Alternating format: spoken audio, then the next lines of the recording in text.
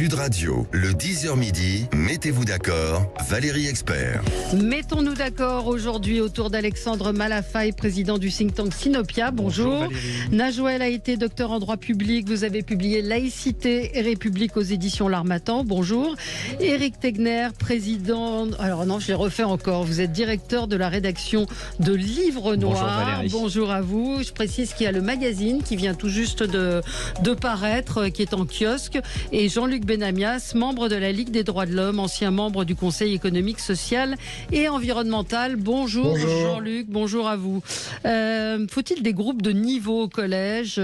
C'est une proposition de Gabriel Attal. On va revenir sur la justice belge qui interdit, en tout cas dans un premier temps, le retour de Salah Abdeslam en France. On va en reparler. Et puis, qui profite de la politique d'Emmanuel Macron selon les Français ? C'est un sondage très intéressant, IFOP fiducial pour Sud Radio. On commence avec vos coups de cœur, vos coups de gueule. Najwa, on commence avec vous. C'est un petit peu parisien. Je m'étonne que Juliette Rioufol vous l'ait autorisé, mais je le découvre. Oui, c'est pas mon habitude de taper sur la mairie. Je rigole.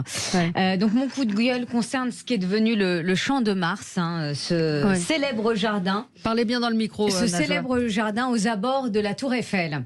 Alors ce fameux jardin est devenu un champ de ruines. Il faut bien le dire. Vous avez une photo qui circule sur les réseaux sociaux concernant le Champ de Mars et vous avez 2 parcelles de pelouse complètement détériorées. Alors vous avez également une intellectuelle qui a eu des mots très très justes dans le cadre d'une interview qu'elle a donnée au journal Le Point, qui dit que le Champ de Mars est plus qu'un lieu de promenade parisien, c'est surtout un site à valeur hautement symbolique, qui touche à l'image de la France et à sa grandeur. Tout est dit dans ce qu'elle vient de dire. Je vous rappelle que ce jardin a accueilli des grands événements, notamment en 1889, l'exposition universelle. Le Champ de Mars est aussi un symbole guerrier. Qui fait, en termes de symbole, pourquoi c'est important ? Parce que ça inspire l'ordre, la rigueur, la maîtrise, et c'est le symbole du jardin à la française. Le problème, c'est que ça, c'était avant. Que reste-t-il de cela ? Pas grand-chose, de la saleté, de l'insécurité. Insécurité, saleté qui ont pris le pas sur l'ordre et la propreté. Donc vous avez des vendeurs... ah oui, non mais c'est terrible. Oui, l'image est terrible. Vous avez donc des vendeurs et des voleurs à la sauvette. Des rats ? Plein de rats. Plein de rats. J'en ai vu un paquet. Des détritus, bien sûr, qui s'accumulent puisque ça va avec les rats. Et vous avez la mairie de Paris qui ne se sent pas du tout concernée alors que l'entretien de ce jardin est de sa responsabilité.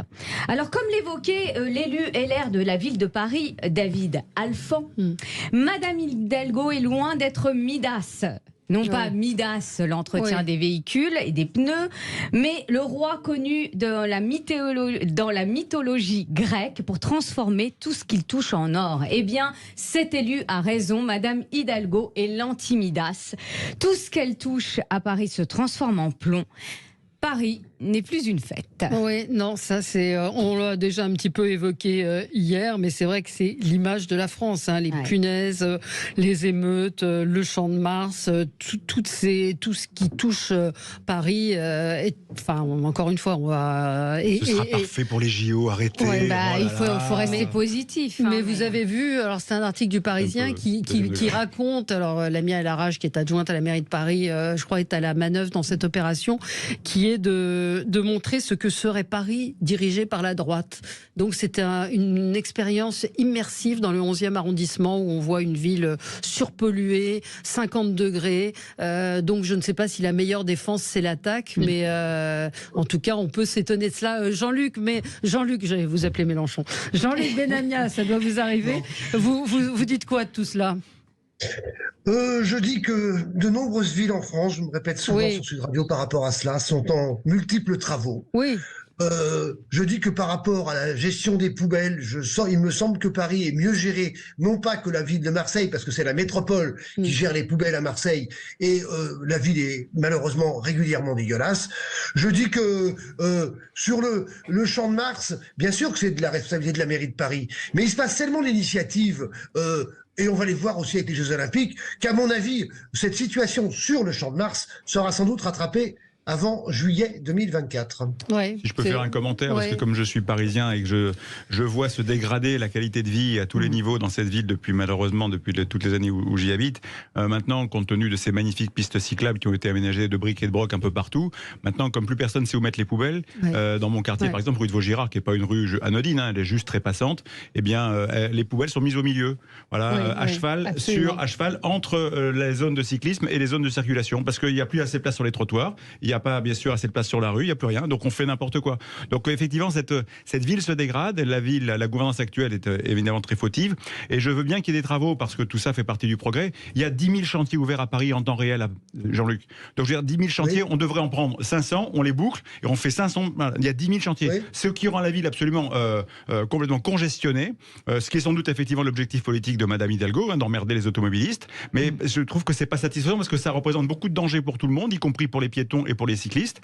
Je pense que tout ça est fait de briques et de broc avec des gens qui ne sont pas compétents. Oui, mais Sophie de Menton a expliqué hier qu'elle habite dans une petite rue et qu'alors elle disait que les Parisiens sont sales. Peut-être qu'il y a des incivilités, comme on dit, au niveau des ordures, mais globalement, c'est une ville qui est sale, qui est... Oui, mais on est d'accord. Mais hier, on avait un intervenant qui nous disait qu'à Montpellier, c'était pareil. Je rejoins ce que dit Jean-Luc sur les grandes villes. Juste faire un commentaire par rapport à ça, parce que j'ai été dans une vie précédente, dans une grande maison qui s'appelle Sodexo et qui fait de la restauration collective. Et très sincèrement, quand on avait des cantines scolaires qui étaient en mauvais état, ce qui arrivait dans plein d'endroits et qui ne dépendait pas de nous, parce que nous, on n'est que gestionnaires avec Sodexo. Voilà. Et quand on avait ces cantines scolaires en mauvais état, elles étaient de plus en plus dégradées. Ça, c'est une réalité. Et en revanche, le jour où on faisait des rénovations, qu'on rendait un bel outil digne de la restauration des élèves et du respect qu'on leur devait, et ben tout d'un coup, du jour au lendemain, il n'y avait plus aucune dégradation et ça changeait tout. Moi, je vous garantis que des transports en commun propres, des transports en commun bien tenus, les gens vont arrêter de dégrader. Alexandre. Oui, Jean-Luc, puis après Éric Tegner. Je connais extrêmement bien la Sodexo comme toi.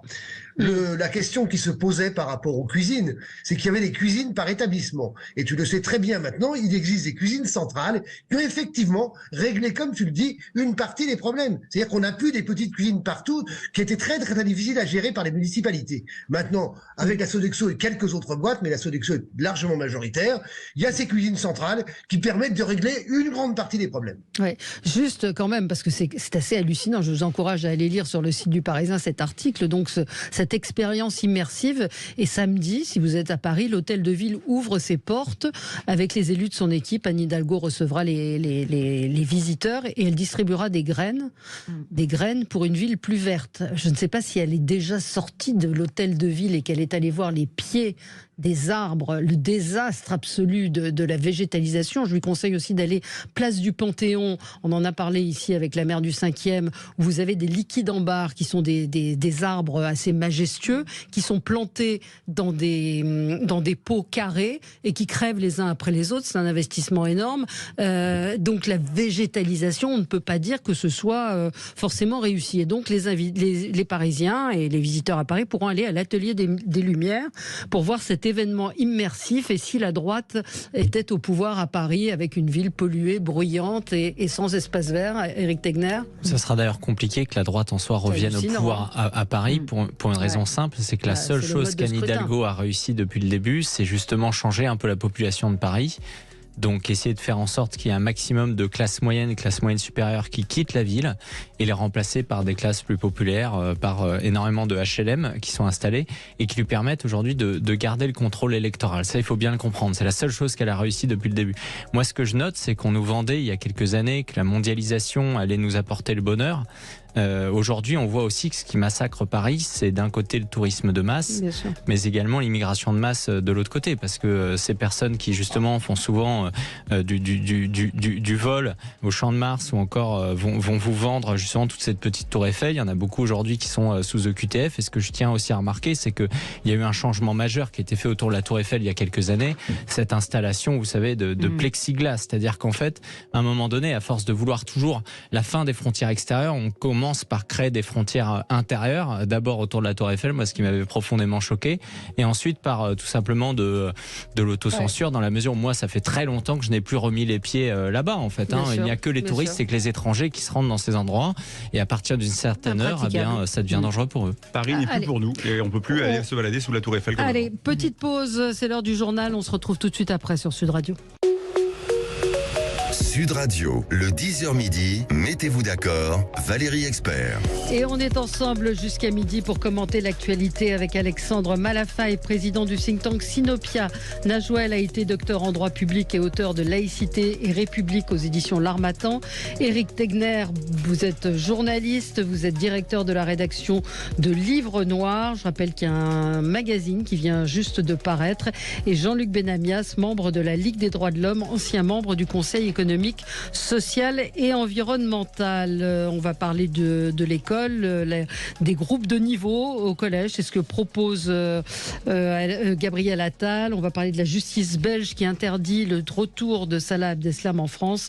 Et puis notre sondage, qui profite de la politique d'Emmanuel Macron selon les Français. On continue notre tour de table. Alexandre Malafaye, c'est un coup de gueule. Oui, un coup de gueule, parce que vous avez tous suivi ces derniers jours le drame du Haut-Karabakh. Ces populations arméniennes qui sont chassées de chez elles par l'Azerbaïdjan, qui a engagé une offensive militaire sérieuse. On ne parle pas de quelque chose d'anodin, on parle de centaines de milliers de personnes, 100, 120 000 qui sont chassées chez eux et pour lesquelles il n'y aura sans doute pas de retour. C'est pas anodin, ça se passe pas très loin de chez nous. L'Arménie est un pays soi-disant ami. Et j'ai été extrêmement frappé, pour ne pas dire choqué, à la fois par la déclaration de Grenade. Hier, le président de la Commission, tout ça s'est réuni, ils ont finalement dit que qu'ils accordaient un soutien indéfectible à l'Arménie. Enfin voilà, le truc est d'un creux extraordinaire. Mais surtout, notre président a rajouté que le temps des sanctions à l'égard de l'Azerbaïdjan n'était pas venu. Alors moi, je veux bien, mais il y a quand même un vrai deux poids deux mesures. Il faut qu'on soit cohérent en termes de politique internationale. On peut pas avoir eu la position qu'on a prise avec le Mali, le Burkina Faso, le Niger, et qui ont pour eux comme conséquence que dans les trois cas, on a tout perdu. Nos ambassades, nos relations diplomatiques, et on est sorti pour un paquet de temps avec ces pays-là. Et là, pour le coup, on avait des vrais intérêts à préserver, à défendre. Donc c'était vraiment, si je puis dire, très, très, très maladroit pour ne pas dire autre chose. Dans le cas de l'Azerbaïdjan, les intérêts économiques entre la France et ce pays sont très, très mineurs. On est à peu près 100 millions d'euros d'échanges de commerce. Donc c'est pas le sujet. Et puis deuxièmement, à un moment donné, si on estime que des choses ne sont pas bien, pourquoi c'est pas bien dans un endroit du monde et pourquoi c'est tolérable dans l'autre? Pourquoi est-ce qu'on n'a pas au moins rappelé l'ambassadeur, convoqué l'ambassadeur? Pourquoi pas expulser l'ambassadeur? Envoyer des signaux forts pour dire ce que vous faites est inacceptable. Non, on est là. Et puis finalement, on regarde, on dit bon, c'est pas bien quand même. Alors on tape du poing sur la table et puis c'est tout. C'est totalement insupportable. On va porter des armes. Il y a du en même temps aussi. Non, mais les armes, faut arrêter. Je veux dire, ça va. D'abord, elles sont pas parties. Deuxièmement, de quoi parlons-nous? On ne le sait pas. Ne pensons pas que ça va changer la donne. Non, mais l'attitude est absolument scandaleuse face à ce qui se passe là-bas. Jean-Luc, elle est plus que scandaleuse. Ouais. Honteuse. Elle est totalement terrifiante. C'est un abandon total. Et de l'Artsakh, le Haut-Karabakh, petit pays qui était reconnu par 3 pays dans le monde, d'accord, mais qui se retrouve évidemment avec l'Arménie. Mais c'est l'abandon de l'Arménie. L'Arménie, même si on leur envoie des armes, petit pays de quelques millions d'habitants, même s'ils étaient armés, seraient incapables de se défendre. La seule solution dans ce cas-là, c'est que l'Union européenne prenne ses responsabilités. Mais l'Union européenne ne les prend pas, ses responsabilités, puisque chacun sait ici que du gaz russe passe par l'Azerbaïdjan, du gaz azerbaïdjanais aussi, et à ce niveau-là, l'Azerbaïdjan est très, très contente, elle. Les relations diplomatiques et les relations commerciales continuent avec l'ensemble des pays de l'Union européenne. Si l'Union européenne n'est pas capable de dire à un moment donné à l'Azerbaïdjan, on maîtrise les fonds que vous avez à l'étranger, on les met de côté, on attend que les choses se passent, et pas qu'elles se passent avec une attaque possible, et malheureusement, plus que possible, du sud de l'Arménie. Et il faut appeler un chat un chat. Ce qui s'est passé en Artsakh, c'est de l'épuration ethnique. C'est-à-dire qu'on a fait partir des gens historiques sur un territoire historique de l'Arménie, on les a fait partir, et ils sont tous partis. Donc on appelle ça comme ça de l'épuration ethnique. Ouais. Éric Tegner. Je suis d'accord, c'est vrai qu'on a une vraie dépendance vis-à-vis du gaz azéri, et ça fait d'ailleurs des mois qu'on alertait sur le sujet. En revanche, là où je pense qu'il y a une différence, par exemple, avec ce qui se passe en Ukraine, parce que quand vous parliez tout à l'heure de dire du 2 poids 2 mesures, on pense à l'Ukraine. C'est qu'en Ukraine, ils avaient un Zelensky qui a su aussi porter cette voix de la cause ukrainienne. Du côté arménien, il faut dire que le président arménien aujourd'hui lui-même ne se bat pas réellement pour une reconnaissance du Haut-Karabakh faisant partie de l'Arménie. On a également un président arménien. Moi, je le vois. Je voulais me rendre en Arménie pour un reportage justement cette semaine. Donc, j'ai appelé les correspondants locaux, etc., pour essayer de voir où étaient les réfugiés, les près de 100 000 réfugiés qui sont allés. Et on me disait, écoute, ça va être très difficile pour toi de les voir parce qu'ils ont déjà été répartis sur l'ensemble du territoire arménien qui est assez vide, dans des logements, etc. Donc, tu trouveras jamais de groupe de plus de 40 personnes. Et donc, j'étais assez interrogé. Je me suis dit, d'un point de vue diplomatique et international, si vous voulez mettre la pression, ça paraît cynique ce que je vais vous dire, mais vous vous retrouvez en montrant les 100 000 réfugiés, il y a des camps, vous appelez à l'aide, voilà. Et en fait, il y a une volonté du président arménien et d'essayer de dissoudre un peu cette question-là, ce problème. Donc, en même temps, eux-mêmes se battent pas. Il a fait aussi d'éviter aussi qu'ils viennent dans la capitale pour qu'il y ait des manifestations contre lui. Et il a fait aussi un changement d'alliance, c'est-à-dire qu'au début, c'était les Russes, clairement, qui les aidaient. Ouais. Et donc, ils n'ont cessé de les insulter. Et ensuite, ils se sont tournés vers les Américains. Et aujourd'hui, les Américains sont d'une aide très faible. Donc là-dessus, c'est une vraie différence aussi. C'est que le gouvernement arménien agit d'une façon extrêmement troublante. Ouais. Bon, moi, c'est vrai que j'ai été stupéfaite par les propos tenus par le président de la République, parce que là, en effet, ça signe complètement, je ne sais plus qui le disait, l'abandon de l'Arménie. Alors, les raisons, elles ont été évoquées, le passage du gaz russe par l'Azerbaïdjan, mais il n'y a pas que ça, parce que derrière l'Azerbaïdjan, c'est très bien qu'il y a la Turquie. Turquie qui fait du chantage également sur les flux migratoires. Donc, hélas, vous avez un pays qui risque d'être isolé très longtemps. Ouais. Se joue dans le sud de l'Arménie, et c'est une alliance, tu viens de le dire, entre la Turquie et l'Azerbaïdjan. Parce que dans une déclaration ancienne, il devait se faire un couloir de circulation entre cette partie du sud qui appartient à l'Azerbaïdjan, une partie du sud, et l'Azerbaïdjan dans son ensemble. La proposition de l'Iran par rapport à ça, la géopolitique est très complexe. La proposition de l'Iran, c'est de dire, oui, on est d'accord pour surveiller cette route en Iran, pour éviter que, encore une fois, l'Arménie se trouve totalement isolée, parce que les relations, c'est comme ça dans la vie, politique et dans la géopolitique, les relations existent, heureusement pour l'Arménie, avec l'Iran, par rapport à l'arrivée, évidemment, de solutions, de produits, de production, parce que sinon l'Arménie est totalement isolée. Quant au reste, c'est pas très nouveau que l'Arménie est largement dirigée par le pouvoir russe. Quels que soient les dirigeants, quelle que soit la présidence ou le Premier ministre, malheureusement, en Arménie, ils n'ont pas eu le choix, depuis qu'ils ont pris largement leur indépendance, ils n'ont pas eu le choix que de passer par une aide avec la Russie. Et la Russie est en train de les abandonner.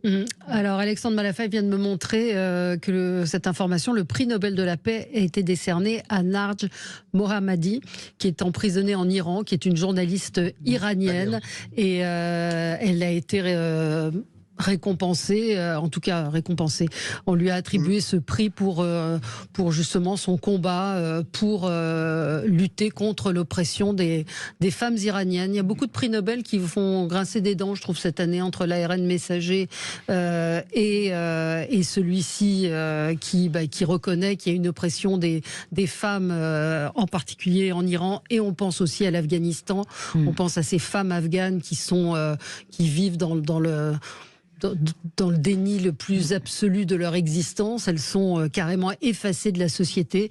En tout cas, on peut saluer pour le coup ce prix Nobel. C'est plus intéressant, c'est sûr, que l'époque où on décernait le prix Nobel de la paix à Barack Obama, qui était quand même un des premiers partisans de la guerre. Voilà. Là, à un moment donné, c'est d'aller aider des personnalités qui véritablement aujourd'hui sont en difficulté, mettent leur vie en risque et se battent aussi pour des valeurs qui sont universelles. Donc ça, là-dessus, c'est intéressant que le prix Nobel justement retrouve un peu sa fonction. Un peu de sens, un petit peu de sens. On va marquer une pause et on se retrouve dans un instant. On continue notre tour de table. On va parler de ce qui se passe aussi pour les retraites complémentaires avec vous, Éric Tegner, dans un instant. À tout de suite. Sud Radio, le 10h midi, mettez-vous d'accord, Valérie Expert. Et on continue rapidement notre tour de table de ce qui a retenu votre attention dans l'actualité. Alors peut-être Jean-Luc Benamias, un coup de cœur pour les élections européennes, suis-je en train de lire ? Oui, exact. Exact, puisque il y a de grands débats en ce moment, notamment dans la NUPES, pour savoir si, quand on a une élection à la proportionnelle, on fait des listes d'union ou des listes à la proportionnelle. La proportionnelle, justement, permet d'avoir une représentation réelle du poids politique de chaque courant politique. Et même dans ces courants politiques, au-delà de la NUPES, il y aura plusieurs listes d'extrême droite, tout le monde le sait, il y aura plusieurs listes de droite, il y aura donc plusieurs listes à gauche et écolo qui se présenteront. Ça me paraît extrêmement nécessaire et extrêmement bon pour la perception qu'on peut avoir du poids politique de chacun et de chacune. Ça n'empêche en rien la proportionnelle, j'aimerais bien qu'elle arrive en France un jour d'ailleurs, de faire des coalitions après, des coalitions qu'on discute publiquement, alors que ces coalitions faites avant les élections sont généralement des coalitions qui sont discutées uniquement entre chefs de parti et quelques personnes, et que personne ne connaît le début et l'aboutissement. L'aboutissement, on le connaît, mais le début, on ne connaît pas le poids des discussions. Voilà, c'est un coup de cœur, même si c'est assez lointain, les européennes, c'est en juin prochain, en 2024, mais c'est un coup de cœur pour la proportionnelle et pour que les courants politiques se définissent de manière claire, chacun avec leurs propositions et tout leur programme tel qu'il peut être fait. Voilà, ouais. C'est un coup de cœur un peu, évidemment, un peu préventif. Olivier Faure, ce matin, qui était l'invité de Jean-Jacques Bourdin, a confirmé la liste autonome du PS aux européennes et il souhaite également un candidat unique en 2027. Ça prend un peu l'autre partout, la NUPES, on a le sentiment. Justement, là où je suis pas d'accord avec vous, c'est que pour les élections européennes, à aucun moment donné, moi je me suis imaginé qu'il y aurait une liste commune, justement, parce qu'ils n'y ont pas intérêt. Et également, les écologistes n'y ont pas intérêt. On sait aussi que c'est un scrutin qui est favorable en général aux écolos, qui ont fait des excellents scores, parfois à 12% sur ce type d'élection. Donc il n'y a pas de raison de le faire. En plus, c'est pas Jean-Luc Mélenchon qui allait porter cette liste. La question de l'incarnation posait problème. De toute façon, la NUPES ne pouvait qu'éclater pour ces élections européennes. Ce qui va compter pour eux, en revanche, ça va beaucoup plus être, ce dans quoi on n'est pas pour l'instant, une logique de pacte de non-agression. C'est-à-dire, on va arrêter de se taper dessus. Mais bon, on est à 9 mois des élections, la gauche fait toujours ça. Ils se tapent dessus, ils règlent leurs problèmes, et ensuite, après, on voit comment ça se passe. Donc je pense qu'on a tendance à enterrer trop vite la NUPES et à enterrer trop vite aujourd'hui Jean-Luc Mélenchon, à cause de ça qui aurait dû de toute façon arriver. Alors, on continue avec vous, Éric Tegner. C'est un coup de cœur. Alors un coup de cœur et un coup de gueule, c'est-à-dire un coup de cœur pour Marine Le Pen qui effectivement fait une tribune dans le Figaro aujourd'hui et elle appelle les oppositions à se coaliser contre la tentative de braquage et de hold-up de la part du gouvernement sur les caisses de l'Agirc Arco. Alors expliquez un petit peu, oui. D'une certaine façon ça a l'air compliqué, mais ça concerne aujourd'hui 26 millions de cotisants. 26 millions de cotisants issus du privé aujourd'hui font partie d'un régime de retraite complémentaire qui s'appelle l'Agirc Arco et il y a près aujourd'hui de 13 millions de retraités qui en bénéficient. C'est un régime qui s'est réformé il y a quelques années, qui arrive aujourd'hui à créer du bénéfice, énormément de bénéfices, lui donnant des avances de trésorerie en cas de crise économique de près de 9 mois. Donc, d'ailleurs, c'est intéressant parce que ça montre que les syndicats peuvent tout à fait, quand ils le souhaitent, bien gérer une caisse. Et donc, vous savez, vu que cette réforme des retraites, elle a été aussi mal ficelée par le gouvernement, qui expliquait que ça allait sauver tous les problèmes, et bien forcément, un an plus tard, ils viennent et ils essayent de trouver de l'argent. Et en ce moment, il y a des négociations. Ponctionner. Exactement, pour aller ponctionner près de 3 milliards d'euros à ces caisses. Et donc, Marine Le Pen écrit cette tribune dans le Figaro, elle s'adresse à toutes les oppositions en leur disant, à un moment donné, il faut empêcher, comme on a empêché certaines mesures dans la réforme des retraites, le gouvernement d'aller récupérer dans ces caisses. Ce qui est assez scandaleux aussi, c'est qu'on entend le gouvernement utiliser des arguments de telle sorte qu'il dirait que l'Agirc Arco a bénéficié de la réforme des retraites. Un peu comme si on bénéficiait aujourd'hui d'une réforme, il fallait rendre l'argent. On est vraiment dans un monde de fous aujourd'hui, dans un monde de fous aussi, où dès que quelque chose est bien géré, il faut absolument commencer à prendre l'argent dedans. Et ils y arriveront. Alors, d'une façon ou d'une autre, ils vont y arriver, parce que c'est des négociations. C'est-à-dire que aujourd'hui, le gouvernement explique que s'ils ne trompent pas sur un accord, ils vont commencer à mettre une taxe et à taxer. De toute façon, aller dans cette logique-là fait que d'une façon ou d'une autre, ils vont perdre. Alors, est-ce qu'ils vont l'assumer ou pas du côté de l'Agirc Arco, parce qu'ils ont quand même besoin de garder la confiance de leurs cotisants.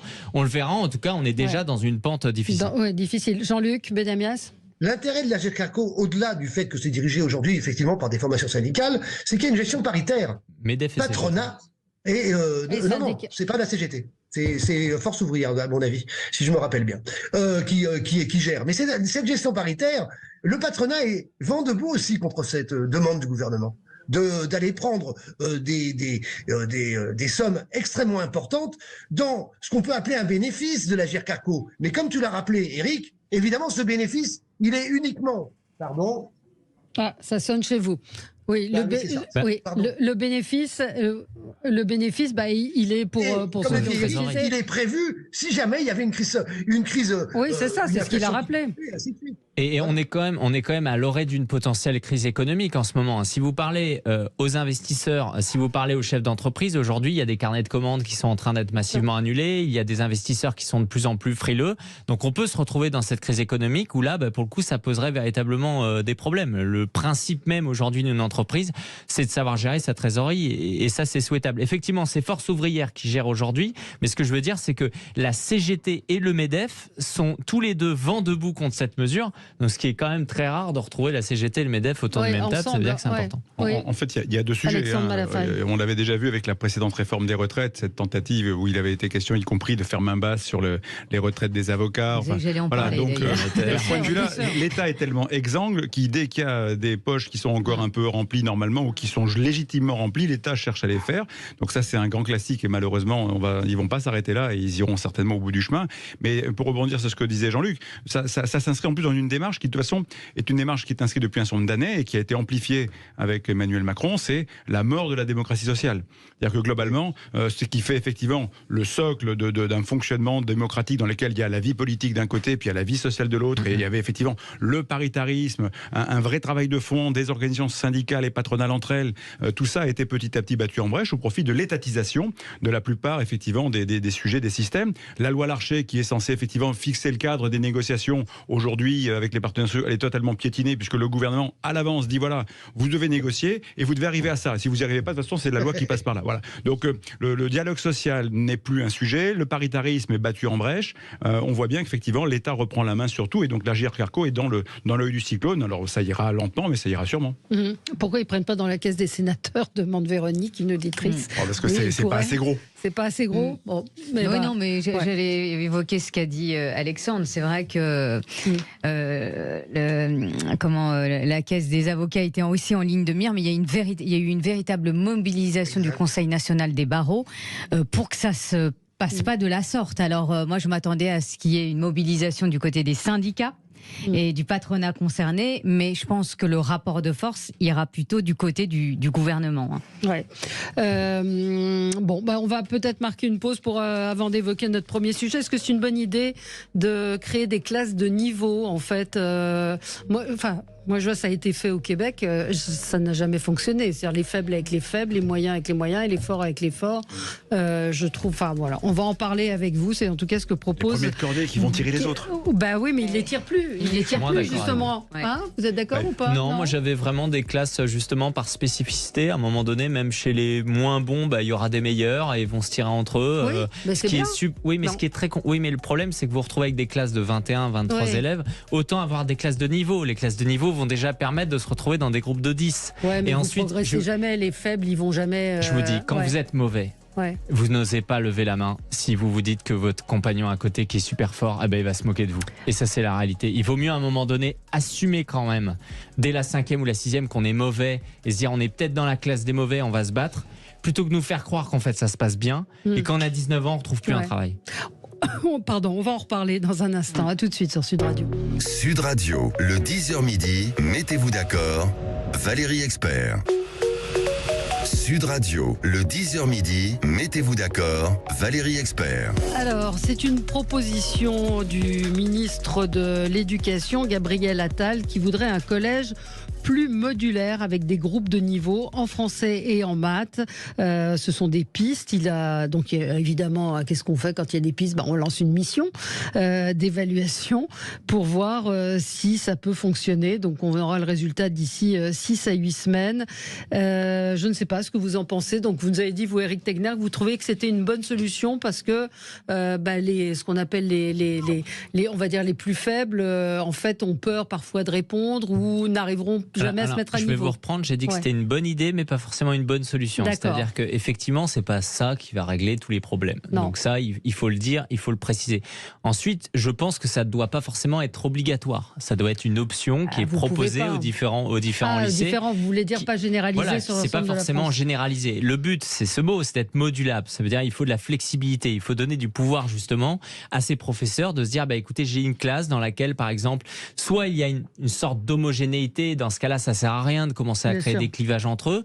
Soit on va voir qu'il y a une tête avec 4, 5, 6 élèves qui vont être excellents, qui vont pouvoir demain faire des grandes écoles et à un moment donné permettre aussi à des jeunes qui vont être dans des quartiers défavorisés d'accéder aux grandes écoles de la République. Et ceux-là, oui, s'ils se retrouvent avec des personnes qui sont beaucoup plus difficiles, qui peut-être n'iront pas plus loin que le brevet des collèges, il faut forcément commencer à diviser. C'est pas mauvais. Le problème dans les critiques qui sont émises contre cela, c'est qu'en fait, on refuse d'assumer dès la 6e ou la 5e qu'il y a des divergences profondes entre les gens. Moi, je me rappelle, quand j'étais au collège, c'est ce que j'avais vécu. Il y avait des classes. Moi, au début, j'étais dans la classe des nuls en maths. Ouais. Après, j'ai progressé. Je suis devenu le meilleur de ma classe des nuls. Et après, je suis devenu le dernier de la classe des meilleurs. Moi, j'ai jamais progressé. Mais ce qu'il y a, effectivement, il y a un aspect où vous vous retrouvez aujourd'hui, si vous êtes dans une classe, soit vous allez être tiré vers le bas, soit vous allez être tiré vers le haut. Mais le problème, c'est qu'en fait, si vous avez des gens trop forts dans votre classe, la vérité, c'est qu'en fait, les derniers, ils sont laissés de côté. C'est toujours la même chose. Déjà, c'est souvent le professeur, il est poussé à faire ça.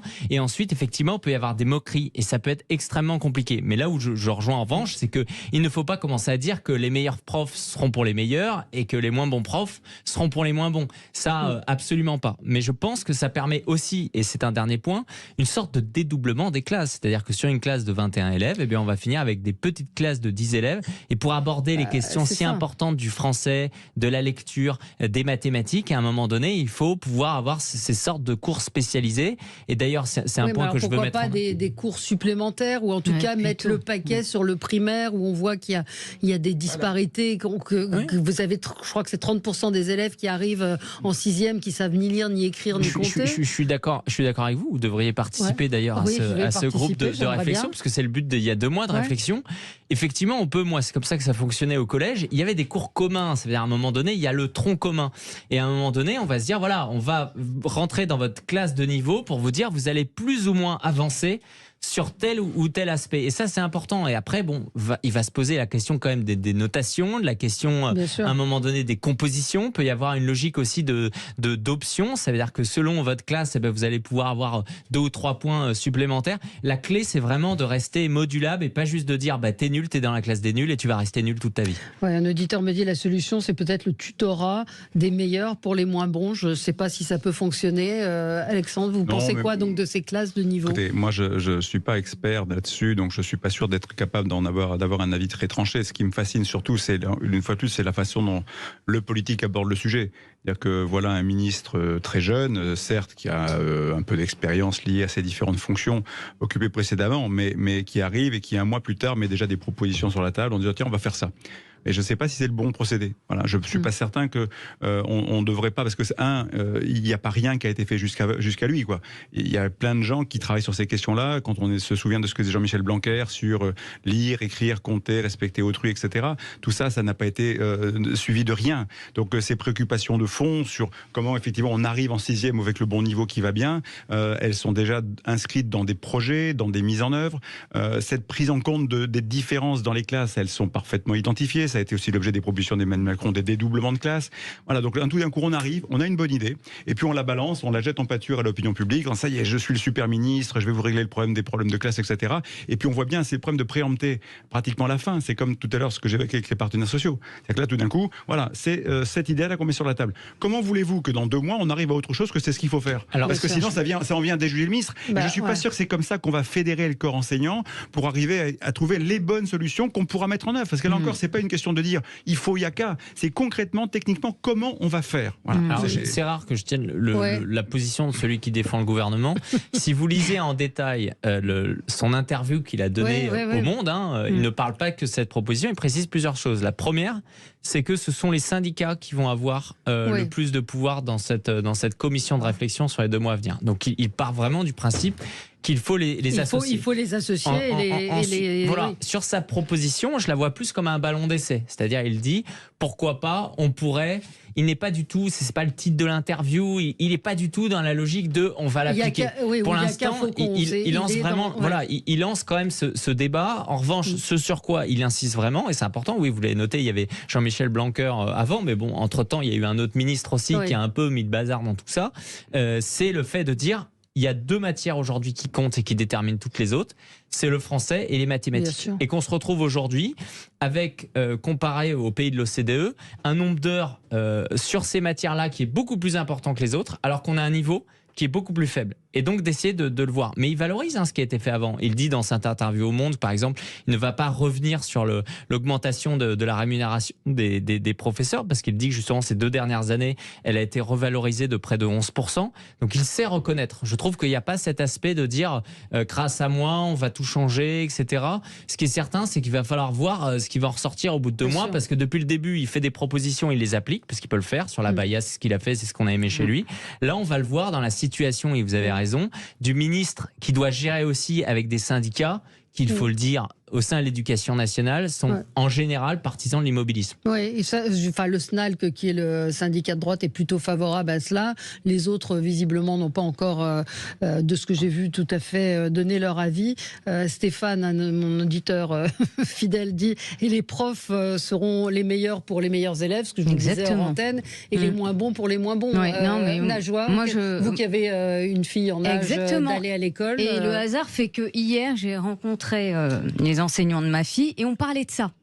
Moi, j'ai demandé aux 2 enseignantes, alors le niveau en classe, est-ce qu'il est le même? Est-ce que c'est une classe voilà. Et la réponse des 2 enseignantes, c'est ah non, le niveau dans la classe de votre fille est complètement différent. Alors vous avez des bons, des moins bons. Ça, il y a toujours eu. Et non, mais elle me disait, enfin en soi, elle le défendait. Elle disait c'est une bonne chose parce que vous avez toujours des têtes de pont, des premières lignes de cordée qui pousse les autres à être meilleurs, on va dire.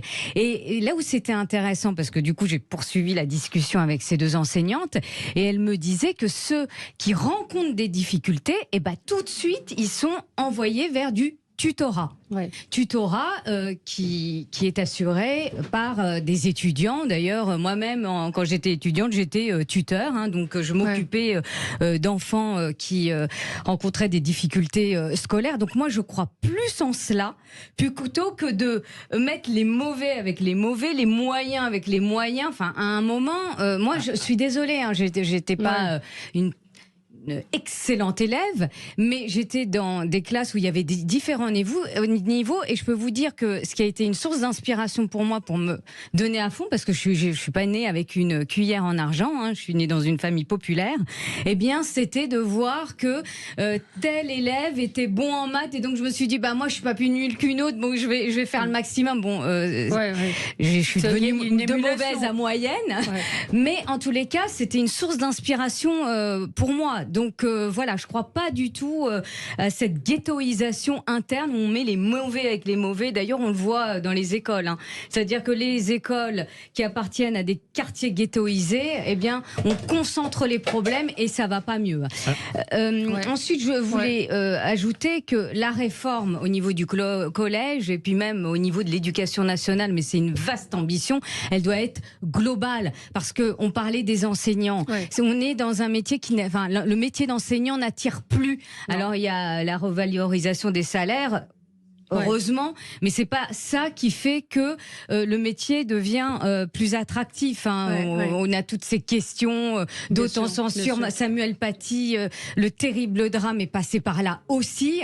Donc on est dans un métier qui attire moins de personnes dans les concours, et ce qui fait que le niveau dans les concours baisse, et c'est une véritable aussi catastrophe. Je raconte une anecdote et j'en termine par là. J'ai ma fille, puisque vous parliez de ma fille Valérie, qui me dit maman, tel mot s'écrit comme ça. Alors je sais plus, c'était et c'était bourré de fautes d'orthographe et c'était une enseignante. Et quand je dis à ma fille mais ça ne s'écrit pas comme ça, là c'est une faute d'orthographe, elle fait mais maman, c'est la maîtresse. Mais c'est la maîtresse qui me l'a dit. Et donc non mais c'est un vrai problème. Donc on voit et attention, je ne critique pas les enseignants, les chapeaux à eux parce qu'on l'a vu pendant la crise sanitaire où vraiment c'est un sacerdoce. Mais voilà, le niveau des enseignants baisse. Alors, juste un élément, c'est que ça dépend aussi du type d'école. C'est-à-dire que quand il y a une école où le moins bon, en fait, c'est celui qui fera uniquement un bac plus 5, c'est sûr que ça ne dérange pas de se retrouver dans une classe où il y a quand même une forme d'homogénéité. Moi, ce que j'aimerais juste, c'est qu'à un moment donné, on regarde les choses en face. Aujourd'hui, on a un problème au niveau de l'élite de la France. Ça veut dire que nos élites aujourd'hui même, elles, ne savent pas forcément toujours écrire avec une bonne orthographe. Et il y a une baisse de ce niveau-là. Et à un moment donné, si on veut aussi faire monter notre pays, le réindustrialiser, s'il veut qu'il reste dans les principales puissances mondiales, eh bien, il faut une bonne élite. Sauf qu'il y a énormément de jeunes qui ont du talent et qui se retrouvent dans des classes où ne sont que 2 ou 3 à faire partie d'une certaine élite au sein de leur classe. Et ils se retrouvent complètement tirés vers le bas. Et donc, de les laisser avec 25 élèves mauvais ou médiocres, eh bien c'est condamner ces jeunes-là et faire en sorte que l'élite vienne uniquement de Franklin, de Saint-Jean-de-Passy, d'Henri IV. Ça c'est le premier point. Le deuxième point, il y a des nuls aussi dans ces écoles. Mais bien sûr, au début en tout cas. Après, bien sûr qu'il y a des nuls, mais après ils s'en sortent quand même. Le deuxième élément, c'est que en fait, à force de dire oui, mais on veut pas les séparer dès la 6e. On ne voit pas que la séparation va se faire de toute façon à partir de 18 ans au niveau du travail, avec des jeunes qui vont à peine passer le bac et d'autres qui vont finir à Polytechnique. Donc il faut l'assumer à un moment donné. Il faut être capable de dire bah ouais, il a 12 ans en fait. Les jeunes aujourd'hui ils sont plus mûrs qu'avant et de lui dire bah ouais t'es nul en fait. T'es nul et il va falloir travailler, il va falloir apprendre à écrire parce qu'en fait le jour où tu vas envoyer une lettre de motivation, eh ben tu vas même pas passer le premier step. Tu vas venir à un entretien d'embauche, tu sauras même pas t'habiller et donc tu vas même pas en fait passer la deuxième étape. Et en fait, à force de se dire, et je pense qu'aussi les professeurs, quand ils vous disent ça, c'est aussi pour se rassurer, parce qu'ils essayent aussi de dire, bah, c'est pas trop grave qu'il y ait des nuls dans la classe. Il faudrait beaucoup mieux voir les choses en face. Moi, je préférerais, si j'ai un enfant qui a des difficultés, d'avoir le prof qui vient me voir et qui me dit, écoutez, il faut le mettre dans une école spécialisée parce qu'il a des difficultés. Mais plutôt que de lui dire tous les jours, tu sais, tu vas être un génie. Mais quand vous êtes parent, vous le prenez pas toujours aussi bien que ça. Mais bien sûr, mais c'est tout le problème. Et le prof, il a pas envie de s'en prendre plein la gueule de la part des parents. Juste après, je pense qu'effectivement, il faut mettre les bons mots. Je suis pas sûr qu'il faille effectivement dire que ce soit des nuls ou des très mauvais, etc. Je pense qu'il faut simplement, et ça, c'est pas facile à faire parce que c'est pas bien posé aujourd'hui, effectivement, accepter qu'il y a de toute façon de vraies diversités de capacités et qu'après il y a aussi un temps par lequel on va permettre à chacun peut-être de trouver sa voie, ce que l'éducation ne fait pas toujours très bien non plus. Et c'est vrai que de ce point de vue-là, il y a en effet des gens qui ont des aptitudes qui vont être intellectuelles, d'autres qui vont avoir des aptitudes qui vont peut-être plus être manuelles. On voit bien que les métiers de la main aujourd'hui sont très mal pris en compte et très peu encouragés et très peu reconnus, alors qu'on en a aussi particulièrement besoin. Il y a plein de filières, puisqu'on parle de réindustrialisation dans lesquelles on aura besoin demain et après-demain. On parle de chaudronnerie par exemple. C'est des très beaux métiers sur lesquels effectivement il y a en plus de belles perspectives de carrière et de revenus. Et aujourd'hui il y a un drame complet parce qu'on en manque. Il y a plein de métiers parce qu'on ne sait pas les orienter. Donc je pense qu'il y a effectivement aussi une capacité du système à bien évaluer. Donc ça c'est la clé effectivement de ce que propose Attal, sans doute effectivement dire en fonction des niveaux je prends en compte. Mais voilà, si on arrive à mieux évaluer, mieux comprendre, accepter de redoubler aussi, parce que c'est pas parce qu'on est nul, c'est qu'à un moment donné on a pu passer à côté, on a pu avoir des problématiques familiales, on a pu avoir un moment où on passe à côté. Moi je veux dire, j'ai mon expérience à moi. Moi sur certaines matières j'étais très bien, d'autres matières je suis passé à côté. Et puis finalement il y a un moment donné où j'ai trouvé mon chemin quoi. Voilà, et c'est aussi fondamentaux. Allez, il faut marquer une petite pause et on se retrouve dans un instant sur Sud Radio.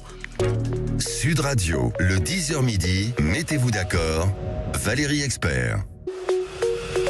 Sud Radio, le 10h midi, mettez-vous d'accord, Valérie Expert. Alors, vous avez l'habitude avec moi, j'annonce un programme et puis on change en cours de route, mais c'est vrai que je voulais vous faire réagir sur les migrants de Lampedusa qui commencent à affluer vers le nord de Paris. Ces migrants de Lampedusa que vous étiez allé voir, Éric Tegner, vous êtes rendu sur l'île de Lampedusa et qui n'ont pas été évidemment arrêtés à la frontière italienne. On se rappelle de cette phrase de Gérald Darmanin qui disait justement il n'y aura pas un seul migrant de Lampedusa qui arrivera sur le sol français. C'est méconnaître en fait de sa part complètement ce qui allait se passer. Premier point, c'est que en effet, beaucoup de migrants issus de Lampedusa, de Tunisie, du continent africain, notamment subsaharien, souhaitent venir en France, qu'ils le font de façon illégale et sans être arrêtés, ni même sans avoir peur en fait de l'être, parce que ces migrants-là, on le voit avec Pierre Lissian, on le voit également avec d'autres journalistes, ils répondent aux questions, ils savent qu'ils sont arrivés en France et donc ils sont arrivés à la fin de leur parcours, ils savent, moi c'est ce qu'ils me disaient quand j'étais à Lampedusa, ils savent qu'il y a un accès au travail qui est plus facile aujourd'hui en France. Moi je leur demandais, est-ce qu'à un moment donné, vous savez, il y a du chômage aussi chez nous, parce que les gens de Guinée ou de Côte d'Ivoire disaient on fuit le chômage, la misère, ils disaient oui mais il y a un accès au travail qui est plus facile, et quand je leur demandais mais vous savez si vous êtes illégal, est-ce que vous allez pouvoir le faire? Ils disaient oui, parce que ma famille là-bas me dit que je pourrais accéder au travail et que je serais même légalisé d'une certaine façon. Et ça me rappelle aussi un peu une émission de Ruquier chez vos confrères, la première fois qu'il est venu sur une antenne concurrente, qui a commencé à recevoir justement sur son plateau des cuisiniers illégaux qui expliquaient qu'ils avaient cotisé, qu'ils avaient la sécurité sociale, etc.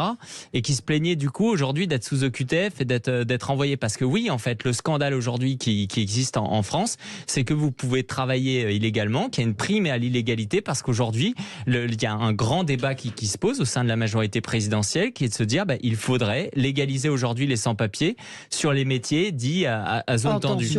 Dit attention. Et voilà. Et ça montre qu'à un moment donné, et moi c'est ce que j'avais vu aussi à Lampedusa, il y a eu une volonté du gouvernement italien de répartir le plus vite possible ces migrants de Lampedusa sur le continent, un peu partout, et d'essayer de le faire de façon très tranquille, d'éviter en fait ce qui s'est passé avec l'Ocean Viking à Toulon, où on voyait l'arrivée d'un bateau avec des gens. Exactement. Et là, ça devient extrêmement visible. Et bien là, en fait, c'est indolore. Ça va continuer. On ne parle déjà plus en fait de ce qui se passe à Lampedusa, alors que tous les jours il y a encore des bateaux qui arrivent à Lampedusa. Et là-dessus, le gouvernement, tout simplement, il a menti. Il ne fait rien face à cela, et que le message qui a été véhiculé aussi bien par Emmanuel Macron que également par le pape François à Marseille, qui s'adresse aux nombreux chrétiens quand même qui sont en Afrique en leur disant la France et l'Europe doivent être une terre d'accueil, c'est un drame, parce qu'il faut dire que ces migrants qui sont à Paris vont être sous des tentes, on va pas pouvoir s'en occuper. Les images, vous pouvez aller voir sur le compte de Pierre Lissian, effectivement, sont des images, CNews, BFM les ont faites, de pauvres gens qui sont sous des tentes, sous un métro aérien, dans des conditions absolument lamentables. Mais parce qu'on leur a vendu du rêve. Risques sanitaires et sécuritaires liés au crack qui ravage le quartier. Les gens qui habitent ce quartier voient ces consommateurs de crack qui se promènent à moitié nus de façon et qui sont assez violents. Donc tous ces migrants, si on prend le côté humain, sont dans des situations, c'est lamentable de voir ces images. Mais vous savez, quand j'étais à Lampedusa, mais également en Tunisie, où j'étais allé voir tous ces migrants justement qui font un voyage pour finir par arriver en France, je leur demandais, mais est-ce que vous avez déjà vu des images, vous savez, à Paris, Porte de la Chapelle, vous savez, on pense que ces images-là sont vues à travers le monde, mais pas du tout. Ils nous adorent, ils pensent qu'on va bien les accueillir, et en fait, ils finissent justement avec ces images en fait horribles, où effectivement, c'est assez inhumain, mais en même temps, on peut pas accueillir tout le monde. Jean-Luc Benamias. La question se pose depuis Lampedusa, depuis extrêmement longtemps. Les arrivées massives de migrants, je le dis souvent sur cette antenne, qui sont prêts à mourir en mer, femmes et enfants compris, pour passer dans un autre pays. Ils ne choisissent pas uniquement la France, ils choisissent tous les pays qui leur paraissent plus riches et qui peuvent leur permettre d'espérer une vie meilleure. Il n'y a pas un choix de la France particulièrement. Ils vont pas en Hongrie, ils vont pas en Pologne, ils vont pas dans ces pays-là. Non, puisque la Hongrie et la Pologne sont dirigées par des gens qui sont de droite extrême, si c'est l'extrême droite, qui évidemment ferment totalement leurs frontières et qui n'appliquent pas les règlements de l'Union européenne par rapport à l'accueil, de la répartition de l'accueil de migrants arrivant légalement sur le territoire. Rien que ça, ils ne l'appliquent pas. Alors évidemment qu'ils ne vont pas là-bas. Juste un point, c'est que à Lampedusa, énormément des migrants, sur les 14 000, moi je l'ai bien vu, venaient de Guinée, venaient de Côte d'Ivoire, venaient du Mali, venaient du Cameroun. En fait, à quel moment des Africains qui parlent français ne se diraient pas « je vais privilégier la France » ? À quel moment des Africains dont une grande partie de leur famille est déjà en France, parce que quand même, on est sur non pas une nouvelle immigration, mais une immigration qui date depuis des années. Moi, quand je leur demandais, mais en fait, est-ce que c'est pas difficile d'avoir quitté votre pays? Ils me disaient, non, mais en fait, je vais retrouver ma famille.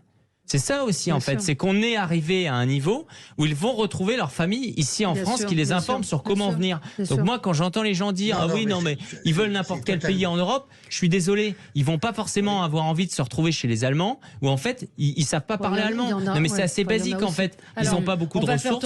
Ils veulent aller dans le pays où il y a de la famille, ça parle. Je lis le tweet d'Aurélien Véron, qui est conseiller de Paris. Il dit: quitter le conseil de Paris, voir une petite fille joyeuse, pieds nus, jouer sur le trottoir d'en face entre les 10 tentes sous l'auvent du BHV, avoir envie de pleurer. C'est aussi ça la réalité de ces mais tout à fait. Moi, je suis allée dans le 18e et le 19e, puisque j'ai des clients aussi là-bas. Et les images sont terribles, parce que vous avez, c'est entre guillemets la cour des miracles. Vous avez des personnes victimes du crack. Ce ne sont que l'ombre d'eux-mêmes. À côté de ça, vous avez des enfants qui ne peuvent plus se rendre à l'école sans escorte policière. Donc, vraiment, vous ne pouvez pas rester insensible à ce qui se passe dans le 18e et dans le 19e arrondissement. Mais je rejoins sur ce que disait en préambule Éric Tegner. C'est la phrase de Darmanin: nous n'accueillerons personne. Oui, mais là, je vais vous dire, je termine par ça. Oui, non, c'est faux. C'est faux. Pourquoi? Parce que l'État français est impuissant comme d'autres pays européens. Pourquoi? Parce que vous avez, et c'était un des élus LR qui le rappelait, la Cour de justice de l'Union européenne qui interdit à la France de refouler les personnes qui rentrent illégalement sur le sol français. Donc on parle de la France, mais les autres pays européens sont concernés. Et d'ailleurs, le gouvernement le disait. Donc vous avez Gérald Darmanin qui tient un discours, et un autre membre du gouvernement, je crois que c'était la ministre des Affaires étrangères, qui dit: si la France refuse d'accueillir un migrant, il doit contribuer au financement de l'accueil, qui est d'environ 20 000 euros par personne. Donc j'ai envie de vous dire, mais tout est dit. Donc il y a une véritable impuissance. Et là, je ne vois pas comment on pourra arrêter ces flux migratoires. Et ce qui est terrible, c'est qu'on revient à ce que j'ai dit au début, ce sont des drames humains. Parce que vous voyez s'accumuler à Paris des tentes. Il y a d'autres villes aussi qui sont concernées, mais principalement, en tous les cas, Paris. Il faudrait que Alexandre puisse parler aussi. Comme il reste quelques jours, non, de toute façon, on n'arrêtera pas le phénomène, parce que pour la plupart d'entre eux, en tout cas pour beaucoup d'entre eux, le choix est simple. Soit c'est mourir dans leur pays d'origine. En Côte d'Ivoire. Non, moi j'y suis allé en Côte d'Ivoire. C'est des entrepreneurs. Oui, mais c'est pas que ça. Enfin, je crois qu'il y a une réalité migratoire qui est un peu plus complexe. Donc malheureusement, effectivement, pour une partie d'entre eux, c'est ça. Pour une partie d'entre eux, c'est tenter leur chance. Et de toute façon, ce sera toujours mieux chez nous. En tout cas, c'est soit mourir chez eux ou mourir ou tenter de survivre chez nous. Pour certains, c'est avec des projets qui sont un peu plus construits. Ceux qui ont des projets un peu plus construits, à mon avis, finissent pas forcément effectivement dans le 18e ou dans le 19e. Il y a aussi pas mal de gens qui réussissent leur coup. Mais quoi qu'il arrive, il y a un drame humain derrière tout ça qui est d'une quantité, d'une taille absolument magistrale. Ce qui se passe en Afrique aujourd'hui, on ne réglera pas très facilement et ce sera très long. Donc le flux migratoire ne s'arrêtera pas. Ce qui est dramatique, c'est effectivement là encore des mots politiques qui sont à côté de la réalité. Et surtout, ce qui est indécent, c'est que dans un pays comme la France, face à ces espèces d'aménagements de bidonvilles, on les voit tout autour de Paris. Enfin, il n'y a pas que dans le 18e et le 19e, il suffit d'aller dans la périphérie sud, on voit des trucs qui sont incroyables. On dit comment on n'a pas à un moment donné pris les mesures, les moyens. Il y a une indécence par rapport à ça qui est moi qui me choque. Alors que ce soit compliqué, 90% des migrants de Lampedusa, donc qui sont à Paris ici, c'était des migrants économiques. Donc là-dessus, il faut le dire. Et les Allemands en accueillent beaucoup. Et on a à côté ça le vice-président de la Guinée équatoriale qui se paye un penthouse à 80 000 euros la nuit et la misère dans son pays. Tout de suite, c'est Alexis Poulain. Un très bon week-end.